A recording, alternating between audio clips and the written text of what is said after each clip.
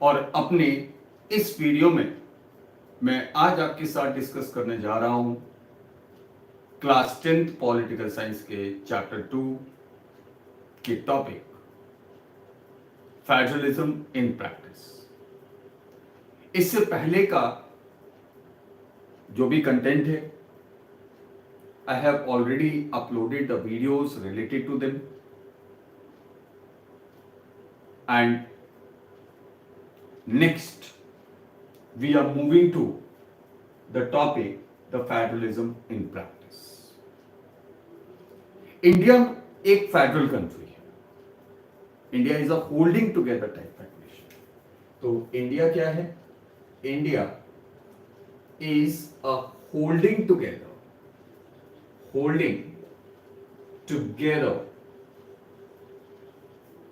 Federation.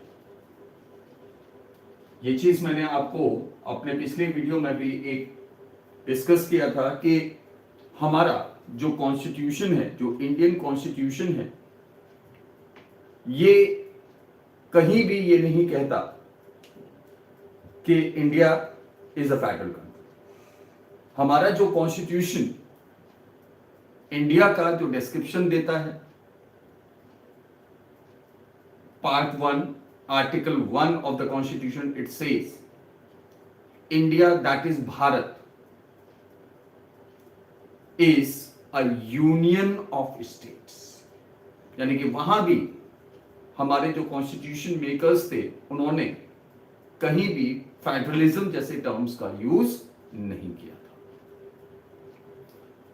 उन्होंने India को किस तरह से डिस्क्राइब किया कि इंडिया जो है वो एक क्या है? यूनियन ऑफ स्टेट है। लेकिन हमने जैसे अपने पिछले वीडियो में मैंने आपके साथ डिस्कस भी किया था कि इंडिया क्या है? एक फेडरल सिस्टम है। सेवरल रीजन्स हमने वहां पर डिस्कस किए थे कि इंडिया में आपका डिफरेंट लेवल्स ऑफ गवर्नमेंट्स हैं। फिर हमने डिस्कस किया था कि यहां पर एक clear well defined separation of powers between the state government and the central government।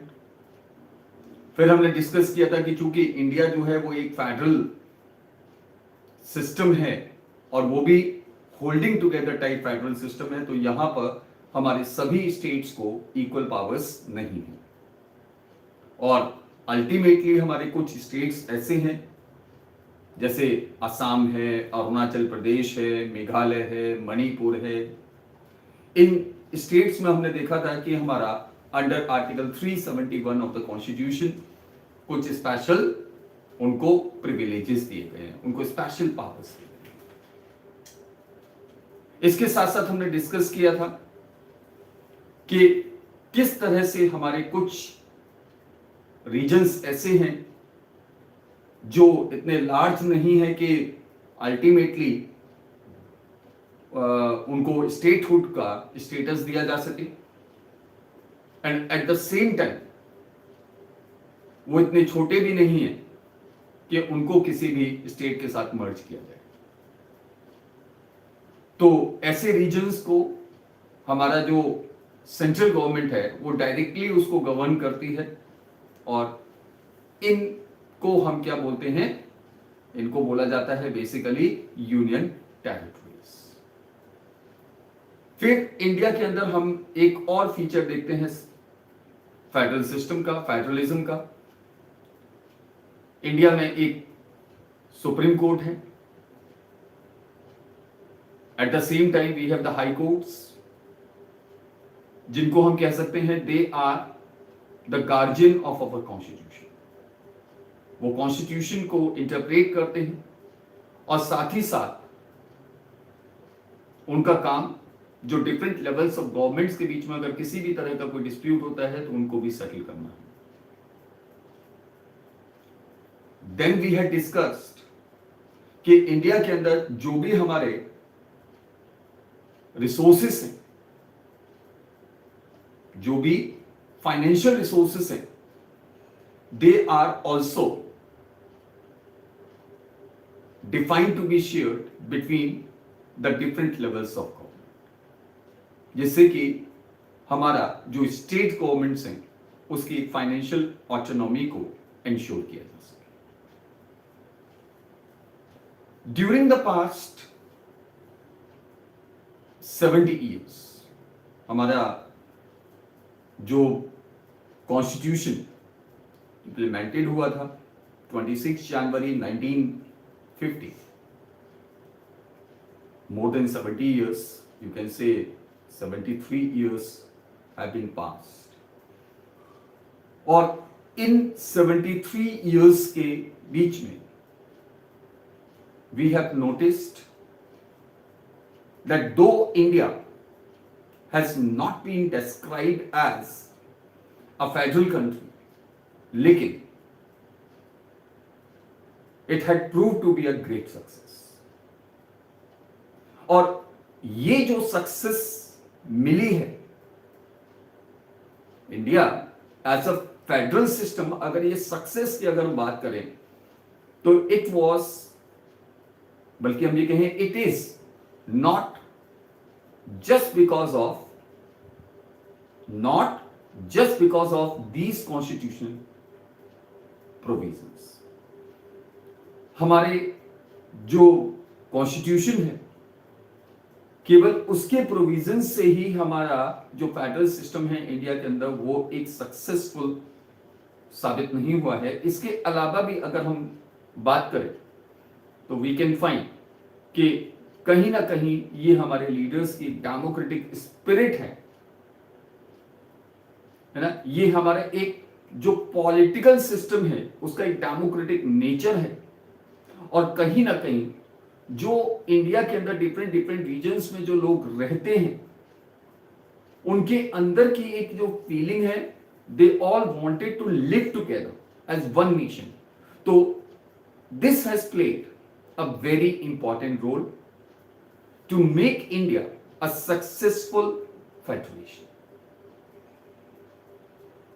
India के फेडरेशन के सक्सेस को हम डिफरेंट पैरामीटर्स पर इसको चेक कर सकते हैं।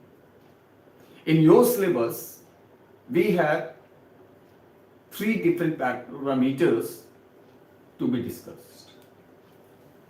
नंबर 1, जिसमें हम बात करते हैं creation of linguistic states,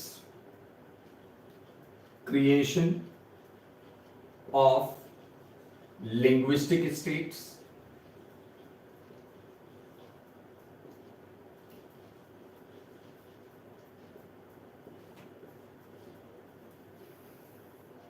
The first parameter, that is creation of linguistic states in India. At the time of independence,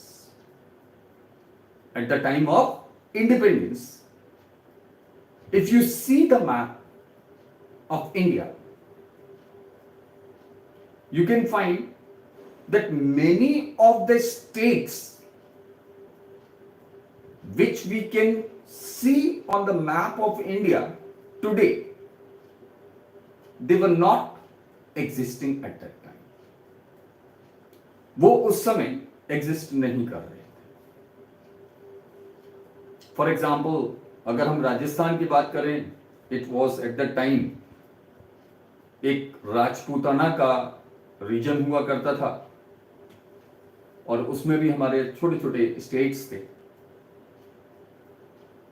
अगर आप कर्नाटक की बात करते हैं, it was known as Mysore.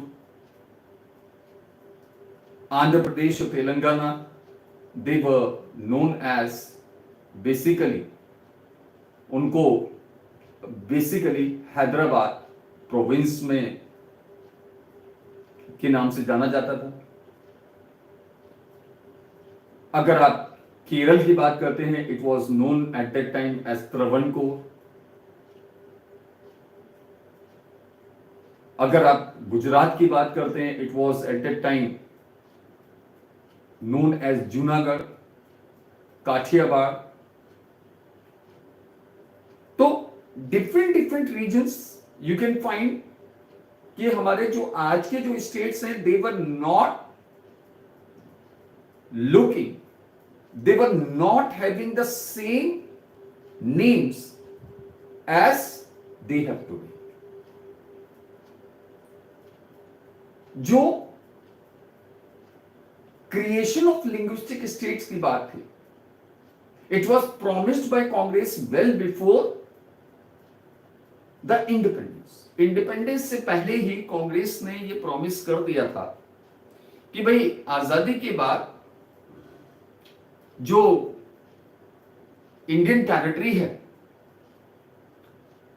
इसमें स्टेट्स जो क्रिएट किए जाएंगे वो लैंग्वेज के बेस पर किए जाएंगे. यानी कि जो हमारा क्रिएशन ऑफ लैंग्वेज, जो स्टेट्स होगा वो लैंग्वेज के बेस पर होगा, so that the people speaking the same language would live in the same state. जो लोग सेम लैंग्वेज बोलते हैं, जैसे तमिल को बोलने वाले सारे लोग वो एक स्टेट में रहेंगे, तेलुगु बोलने वाले एक स्टेट में रहेंगे, मराठी बोलने वाले एक स्टेट में रहेंगे, कन्नड़ बोलने वाले एक स्टेट में रहेंगे, जो लोग मलयालम बोलते हैं वो एक स्टेट में रहेंगे, बंगाली बोलने वाले एक स्टेट में रहेंगे. तो इस तरीके से उन्होंने कहा कि भाई आजादी के बाद हम इंडियन टेरिटरी का जब रीऑर्गेनाइजेशन करेंगे तो इस तरह से करेंगे कि हमारा जो स्टेट्स का क्रिएशन होगा वो लैंग्वेज के बेस पर किया जाएगा, so that the people speaking the same language would live in the same state. लेकिन 1947 when we got independence, what happened? India was partitioned on the basis of religion. Religion के base पर India को दो part में divide कर दिया गया, India and Pakistan.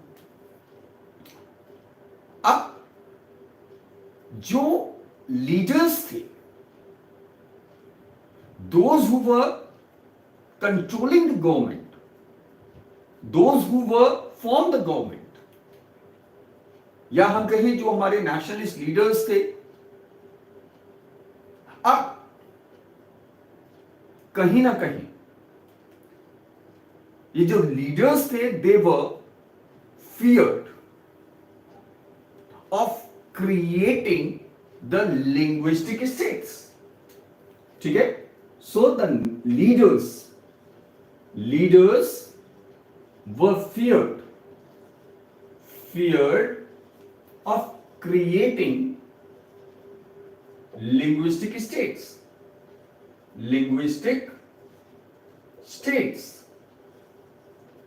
क्यों भाई? ऐसा क्यों? क्योंकि वो अब इंडिया का फर्दर डिवीजन नहीं चाहते थे on language basis, since they did not want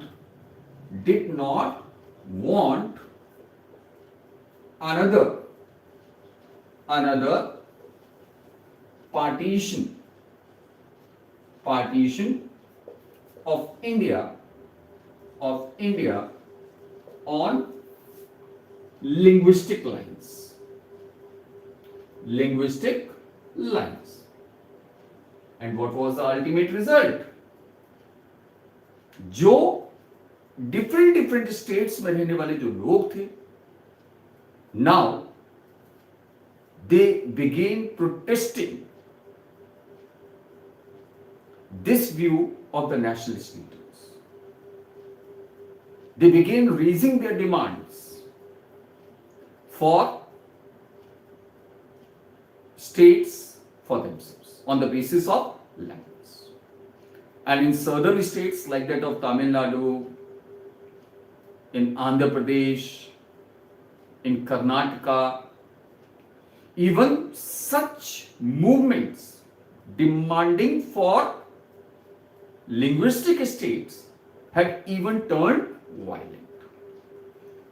अब जब ये मूवमेंट वायलेंट होने लगा, at that time the government had at first appointed state reorganization commission. Government ने क्या किया कि state reorganization commission, state reorganization commission was appointed. और इस स्टेट रीऑर्गेनाइजेशन कमीशन ने अपनी रिपोर्ट गवर्नमेंट को सबमिट किया in 1955. And thereafter in 1956,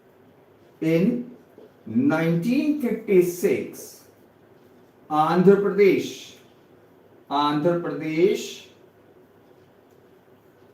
was created as the first linguistic state. अब ऑब्वियसली जब आंध्र प्रदेश का क्रिएशन हो गया on linguistic line, on language line, तो there were other regions also where the people they began raising their demands for separate states. तो इसके बाद हमारा गुजरात का क्रिएशन हुआ, महाराष्ट्र का क्रिएशन हुआ, कर्नाटक बना, इसके बाद आपका तमिलनाडु का क्रिएशन किया गया, आपका केरल का क्रिएशन किया गया, महाराष्ट्र का क्रिएशन किया गया. So this was all. और इस तरीके से किया गया कि हमारा the people who were speaking the same language they could find their place in the same state. केवल ऐसा नहीं है कि हमारा केवल लैंग्वेज के बेस पर ही हमारा स्टेट्स का क्रिएशन किया गया. States were also created on the basis of culture, on the basis of geographical conditions.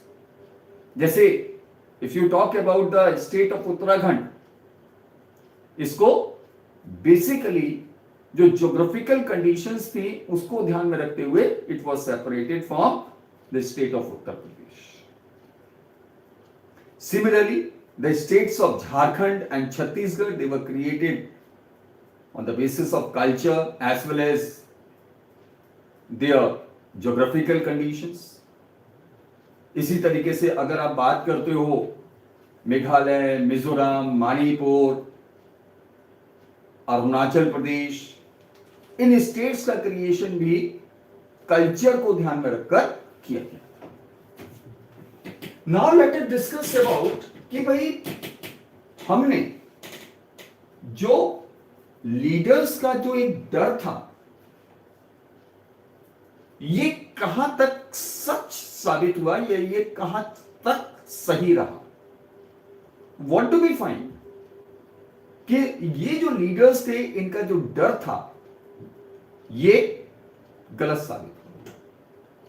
The creation of linguistic states had actually helped in strengthening the unity of our country.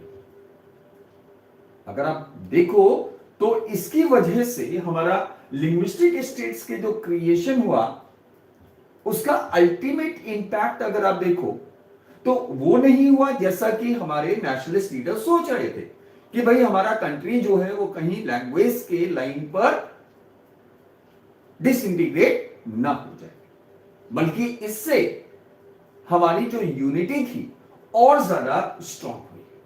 क्या reasons थे? ठीक है, तो we can have the question, sometimes the student may get the question based on this topic. और वो question क्या होता है? Creation of linguistic state has actually helped in strengthening the unity of our country. Justified statement. तो देखिए अब इसमें unity को कैसे स्ट्रॉन्गर बनाया?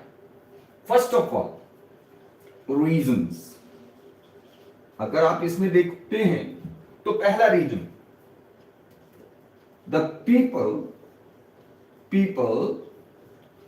Speaking the same language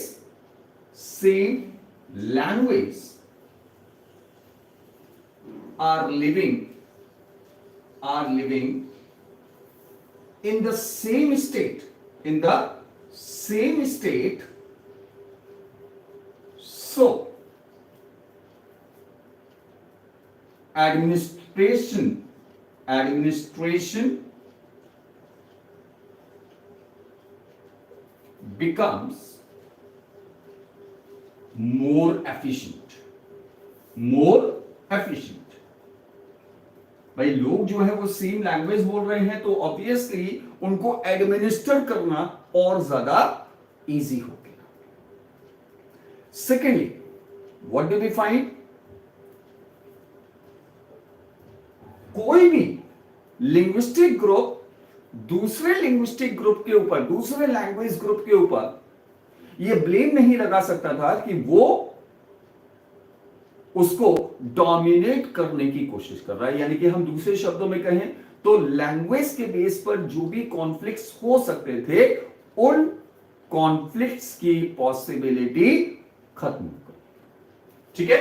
so people of one linguistic group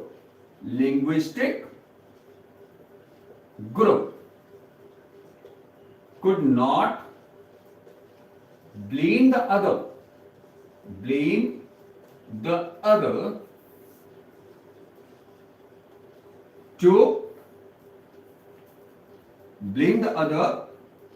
trying to dominate them.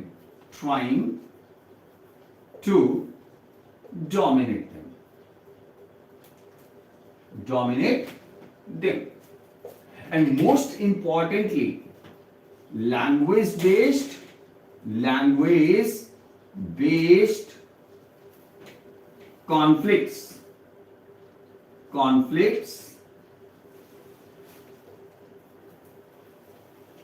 would not be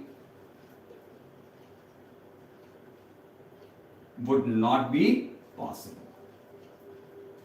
language के base पर हमारा किसी भी तरह का कोई भी कॉन्फ्लिक्ट्स की पॉसिबिलिटी खत्म हो गई. सो दिस वे, और ऑब्वियसली हमारा लैंग्वेज जो है, this had created a stronger bond between the people living in the same state. क्योंकि ऑब्वियसली उनका लैंग्वेज सेम था, उनका कल्चर सेम था, तो culturally and linguistically the people, they had become more united than before. Right? Now we are moving to the next part, next section, next topic, next parameter, that is the language policy.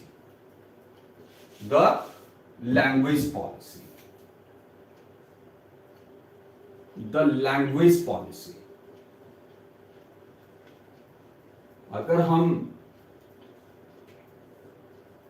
India की language policy को discuss करते हैं तो ये भी एक बहुत बड़ा पैरामीटर है हमारे इंडियन फेडरेशन की सक्सेस का. अगर हम लैंग्वेज पॉलिसी की बात करते हैं तो पहली चीज हमको ध्यान में रखना है कि in India there is no national language. India में कोई भी नेशनल लैंग्वेज नहीं है. ठीक है. No national language in India. No national language in India. India में कोई भी राष्ट्रीय भाषा नहीं है, ये ध्यान रखना. No national language. तो फिर हिंदी को हम क्या कहते हैं? हिंदी की हमारी राष्ट्रीय भाषा है? No. Hindi which is spoken by about 40% of the people in India, this has been given the status of official language, यानी कि ये हमारे देश की आधिकारिक भाषा है। दोनों में डिफरेंस है, national language and official language, right? So don't get confused कि भाई सर तो बोल रहे हैं कि हमारा नेशनल लैंग्वेज नहीं है कोई भी इंडिया में, तो हिंदी क्या है? Hindi is not a national language, it is an official language. तो this we must remember, Hindi which is spoken by about 40% people in India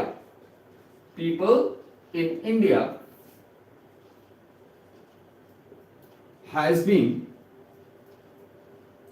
given the status of the official language, right? तो India में पहली चीज कोई भी national language नहीं है। दूसरी चीज हमारा हिंदी जो है ये ऑफिशियल लैंग्वेज। इंडियन कॉन्स्टिट्यूशन के अंदर एक शेड्यूल है, the 8th schedule. This 8th schedule recognizes 21 other languages, यानी कि हिंदी के अलावा 21 और भी लैंग्वेजेस हैं, जिसमें आपका पंजाबी है, जिसमें आपका डोगरी है, जिसमें आपका बंगाली है, तमिल, तेलुगु, मलयालम, गुजराती, मराठी, नेपाली, कोंकणी, असमीज, मणिपुरी, ठीक है। तो अगर हम इन सारी लैंग्वेज को देखें तो टोटल मिलाकर हमारी 21 languages, 21 regional languages and 1 is Hindi. 21 regional languages plus English and Hindi, ठीक है। तो हिंदी के अलावा 21 अदर लैंग्वेजेस, जिसमें हमारा इंग्लिश भी शामिल है। तो इस तरीके से हमारे पास टोटल मिला के 22 languages they are included in the 8th schedule of our constitution, और इसलिए हम इनको शेड्यूल्ड लैंग्वेजेस भी बोलते हैं, ठीक है। और कोई भी इंडियन जो किसी सेंट्रल गवर्नमेंट के कंपटीशन में एग्जाम में बैठता है, वो इनमें से किसी भी एक लैंग्वेज में अपना एग्जाम दे सकता है, ठीक है। So this is another important point that besides Hindi 21 other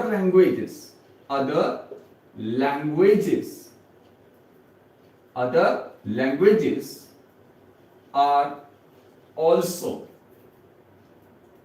given a place in the 8th schedule, in the 8th schedule of the Constitution, ठीक है। और कोई भी इंडियन जो सेंट्रल गवर्नमेंट के लिए अप्लाई कर रहे हैं, ठीक है, सेंट्रल गवर्नमेंट जॉब, ठीक है, एनी ऑफ दीज 22 लैंग्वेजेस,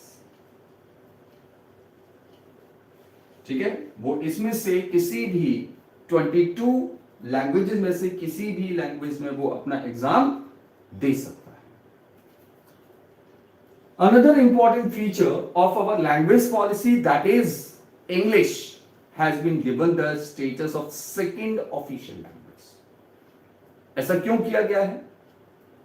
क्योंकि सबसे पहले अगर हम बात करें तो हमारा English, it was to be used as a language, as official language in India till 1967, यानी कि केवल और केवल 20 सालों तक हमें इसको इंडिया में यूज करना था और उसके बाद इसको डिसकंटिन्यू करके हिंदी को नेशनल लैंग्वेज का स्टेटस देना था, ऐसा डिसाइड किया। लेकिन 1967 में जब इंग्लिश को हिंदी के साथ रिप्लेस करने की बारी आई तो जो हमारे साउथ के नॉन हिंदी स्पीकिंग रीजन्स थे, आपका केरल, कर्नाटक, तमिलनाडु, आंध्र प्रदेश, इन स्टेट्स के लोगों ने उसको प्रोटेस्ट करना शुरू कर दिया। और स्पेशली इन तमिलनाडु जो एंटी हिंदी मूवमेंट था, this had turned violent and ultimately उसको देखते हुए गवर्नमेंट ने क्या डिसाइड किया, that English would remain as the second official language along with Hindi, right? So English has to be continued as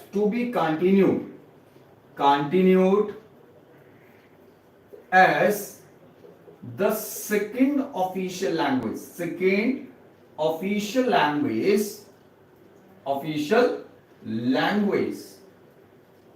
along with Hindi on demands of non-Hindi speaking southern states,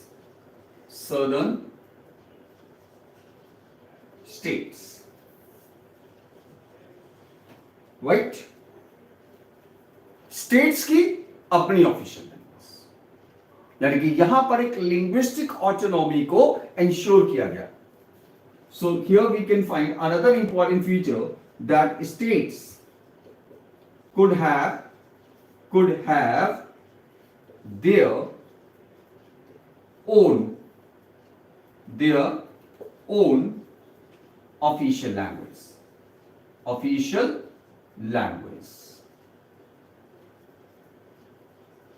states की अपनी खुद की official language हो सकती है, right? And finally government of India ने यहां तक कह दिया कि भाई हम जो है वो हिंदी को एज ऑफिशियल लैंग्वेज हम प्रमोट तो करेंगे, लेकिन इस प्रमोशन का मतलब ये नहीं होगा कि इंडिया जो है या इंडियन गवर्नमेंट जो है वो नॉन हिंदी स्पीकिंग लोगों के ऊपर हिंदी को क्या करेगी, इंपोज करेगी।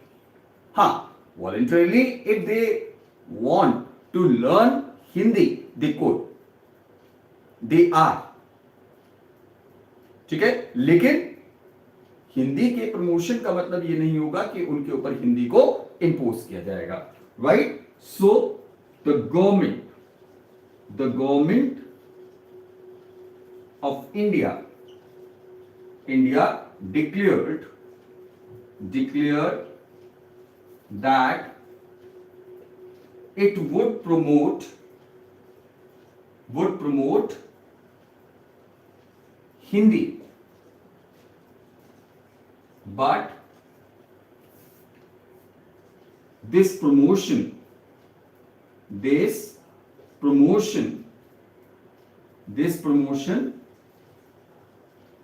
would not mean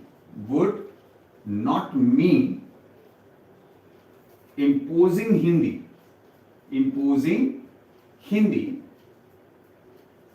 on non-Hindi speaking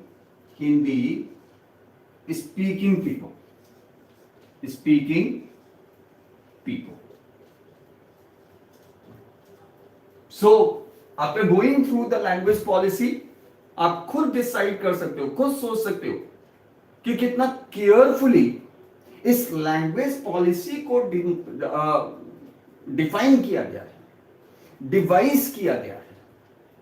otherwise language के बेस पर कॉन्फ्लिक्ट्स किस लेवल तक जा सकते हैं, this already you must have seen in case of Sri Lanka, जहां पर जब श्रीलंकन तमिल्स की इस डिमांड को ड्रॉप आउट कर दिया गया कि भाई तमिल को सेकेंड ऑफिशियल लैंग्वेज बनाया जाए, तो अल्टीमेटली कहीं ना कहीं जो तमिल थे श्रीलंका के, उनके मन में एक फीलिंग ऑफ सेपरेशन जो है वो डेवलप होती चली गई कि भाई ये लोग जो है वो हमारे कल्चर को, हमारी लैंग्वेज को डोमिनेट करना चाहते हैं और उसको खत्म करना चाहते हैं, एंड अल्टीमेटली सिविल वॉर। तो सोचिए इंडिया में तो अगर ये कंडीशन होती तो वी कैन नॉट इमेजिन कि इंडिया जो है वो आज इतना ज्यादा यूनाइटेड होता। Right now another important test that we could make about the success, or to analyze the success of the Indian Federation, that is what you can say the center state relation, the center state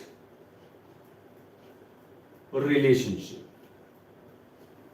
अब देखो centre state relationship ये बहुत important होती है। किसी भी federal structure के अंदर अगर हम फेडरलिज्म के फीचर को देखें तो हम क्लियरली ये देखते हैं कि हमारा जो भी सेंट्रल गवर्नमेंट होती है, स्टेट गवर्नमेंट होती है ना, वो एक तरह से उनकी जो पावर्स होती हैं वो क्लियरली डिफाइंड होती हैं कॉन्स्टिट्यूशन से, और सेंट्रल गवर्नमेंट जो है वो स्टेट गवर्नमेंट को किसी भी तरह से अपनी पॉलिसीज को डिक्टेट नहीं कर सकती। अब इंडिया के अंदर क्या सिचुएशन, अगर हम इंडिया के अंदर सेंटर स्टेट रिलेशंस को डिस्कस करें, एनालाइज करें, तो हम इसको दो पार्ट में डिवाइड करते हैं। पहला बिफोर 1990s, बिफोर 1990s। अब 1990s से पहले की सिचुएशन क्या थी, इसमें भी हम दो चीजें यहां पर डिस्कस कर सकते हैं। पहला, when same party was ruling at the center and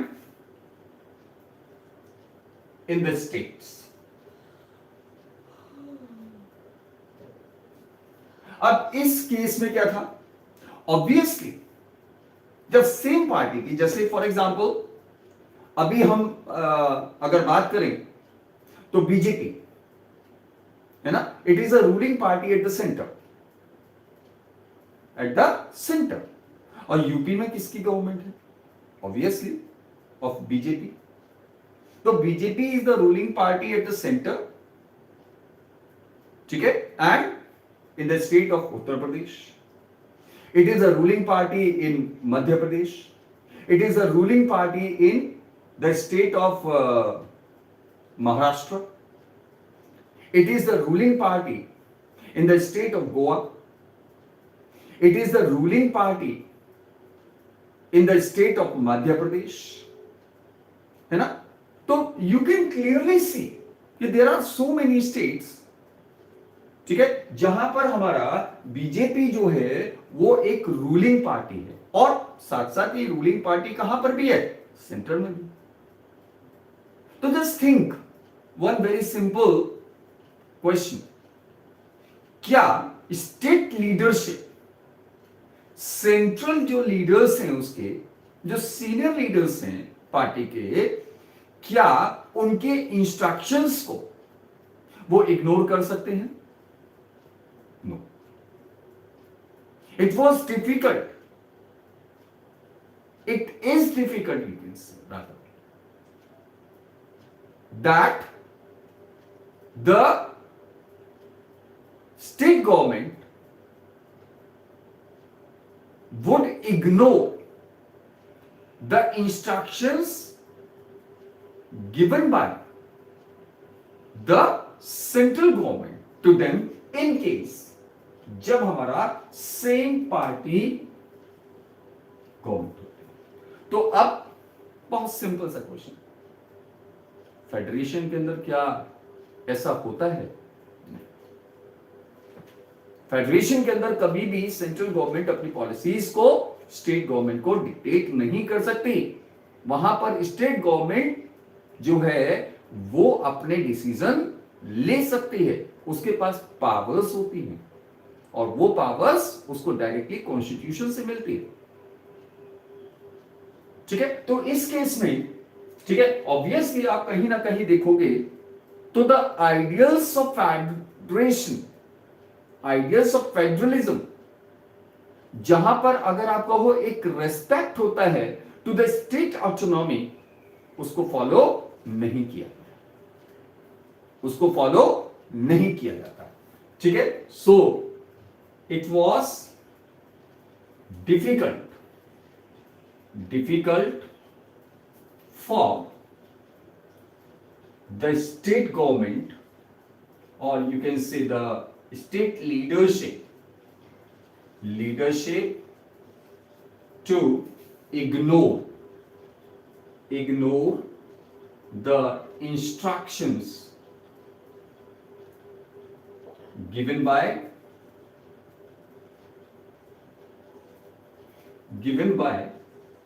the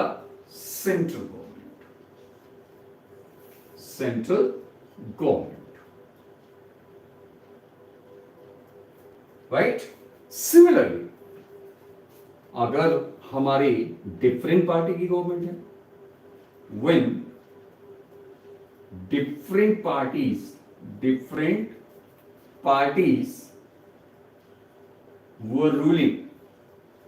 were ruling at the center and in the state। अब रूलिंग पार्टी हमारी यहां पर क्या है? डिफरेंट है, सेंटर में कोई और पार्टी है और स्टेट के अंदर कोई और पार्टी है। अब उस कंडीशन में क्या था, जैसे फॉर एग्जांपल अभी के अगर हम एग्जांपल को देखकर चलें तो you can compare the government in Punjab that is of Aam Aadmi Party and the government at the centre that is of BJP. Bengal के अंदर, वेस्ट बंगाल में the state government is of Trinamool Congress or central government BJP, right? Karnataka and Rajasthan central government अगर हम बात करें तो BJP की है और कर्नाटका और राजस्थान में जो गवर्नमेंट्स हैं दे आर ऑफ कांग्रेस। ठीक है, तो यू कैन जस्ट जज बाय योर ओन। ऐसे ही तमिलनाडु के अंदर डीएमके हमारा रूलिंग पार्टी है स्टेट के अंदर और सेंट्रल गवर्नमेंट में आपका बीजेपी। अब उस समय क्या होता था कि इन केस सेंट्रल गवर्नमेंट ने अगर कोई भी इंस्ट्रक्शन दिया स्टेट गवर्नमेंट को और स्टेट गवर्नमेंट ने उसको फॉलो नहीं किया तो हमारे कॉन्स्टिट्यूशन का एक आर्टिकल है, आर्टिकल 356। अंडर आर्टिकल 356 क्या होता था कि स्टेट गवर्नमेंट को वहां पर डिसमिस कर दिया जाता था, उसको रिमूव कर दिया जाता था। ठीक है, ये आर्टिकल 356 ये सेंट्रल गवर्नमेंट को एम्पावर करती है। एक्चुअली ये प्रेसिडेंट की इमरजेंसी पावर से रिलेट करता है। आर्टिकल 356 एक्चुअली आर्टिकल 352, आर्टिकल 356 और आर्टिकल 360 ये 3 आर्टिकल हैं जो प्रेसिडेंट की इमरजेंसी पावर से रिलेट करते हैं। 352 की भाई अगर हमारा कोई आर्म्ड इंटरनल रिवोल्ट हो जाता है या इन केस आपका फॉरेन एग्रेशन होता है तो वहां पर प्रेसिडेंट जो है इमरजेंसी लगाता है। दूसरा हमारा इमरजेंसी होती है कि जब हमारा किसी भी स्टेट की कॉन्स्टिट्यूशन मशीनरी जो है वो फेल हो जाती है तो वहां पर अंडर आर्टिकल 356 प्रेसिडेंट इमरजेंसी लगाता है। और थर्ड हमारा है आर्टिकल 360 जिसमें प्रेसिडेंट जो है वो इमरजेंसी लगाता है in case when the financial stability of the country is threatened. तो फाइनेंशियल अगर हम बात करें तो फाइनेंशियल इमरजेंसी इंडिया में अभी तक इंपोज नहीं हुआ है, लेकिन अगर हम देखें तो हमारा स्टेट गवर्नमेंट को डिसमिस किया गया है on charges of failure of constitution machinery, ये कई बार हुआ। और साथ ही साथ अगर हम देखें तो हमारा आर्टिकल 352 का भी यूज हुआ है जहां पर फॉरेन एग्रेशन की वजह से इन 1962, 1965 और फिर 1971 में भी इमरजेंसी को इंपोज किया गया।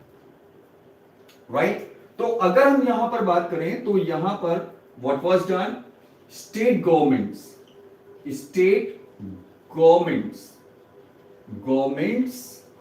were dismissed by the central government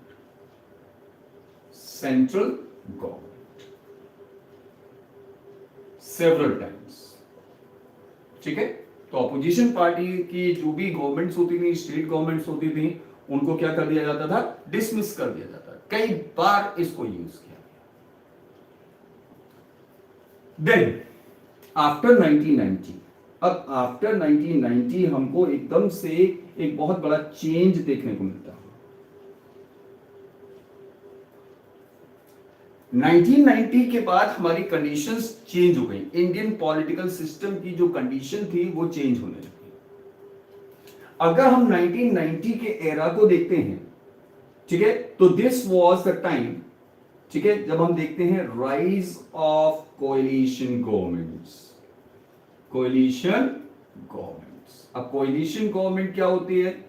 you know कि जब हमारे कोई भी एक पर्टिकुलर पॉलिटिकल पार्टी अपने खुद के बूते पर लोकसभा के अंदर मेजोरिटी को सिक्योर नहीं कर पाती है तो उस केस में क्या होता है कि वो पार्टी दूसरी पॉलिटिकल पार्टीज के साथ मिलकर गवर्नमेंट फॉर्म करती है और इसको हम क्या बोलते हैं, कोएलिशन गवर्नमेंट। तो ये हमारा क्या था, the era of coalition governments. 1989 के बाद हमारा 2014 तक का वो समय रहा जब हमारी कोई भी majority party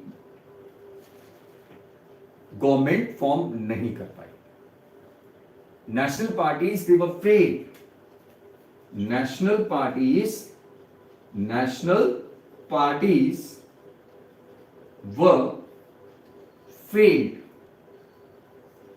to secure majority at their own, or ultimate result they became dependent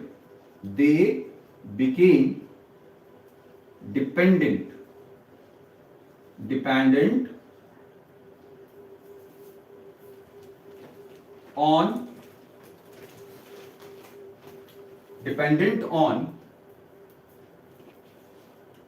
small regional parties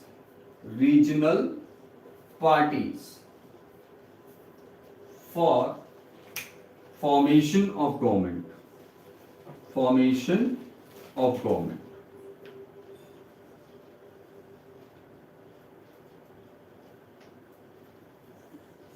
Right?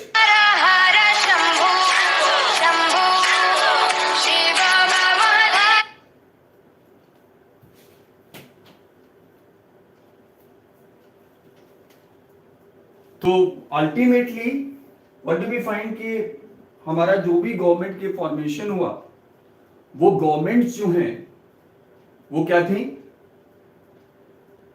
Regional party से सपोर्ट लेकर बनाई गई। ठीक है, तो अल्टीमेटली यहां पर रीजनल पार्टीज का जो रोल था वो बढ़ गया। Now they were the power holders also. वो क्या कर सकते थे? वो जो है वो गवर्नमेंट को प्रेशराइज कर सकते थे। बड़ी बड़ी जो नेशनल पार्टीज थी उनको वो प्रेशराइज कर सकते थे। नेशनल पार्टीज को उनका सपोर्ट चाहिए, तो अब वो उनको आर्बिट्रेरीली डिसमिस नहीं कर सकते थे। यानी कि आर्टिकल 356 का वो इतना लिबरल यूज नहीं कर सकते थे। राइट? तो अल्टीमेटली यहां पर, ठीक है, आप कह सकते हो there was the rise of respect for the ideals of federalism.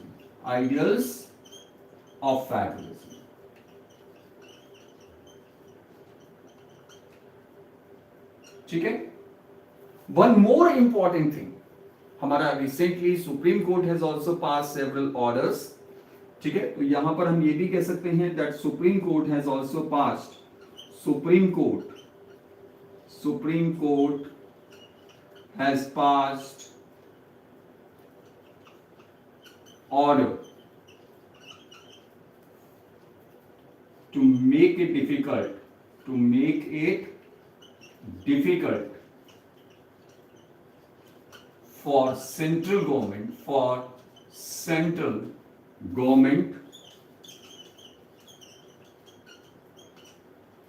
to dismiss the state governments। यानी कि अब सेंट्रल गवर्नमेंट जो है वो स्टेट गवर्नमेंट को आर्बिट्ररीली, यानी कि गलत तरीके से उनको डिसमिस नहीं कर सकती। तो यहां पर व्हाट डू वी फाइंड कि 1990s के बाद एक respect for the ideals of federalism वहां डेवलप हुआ।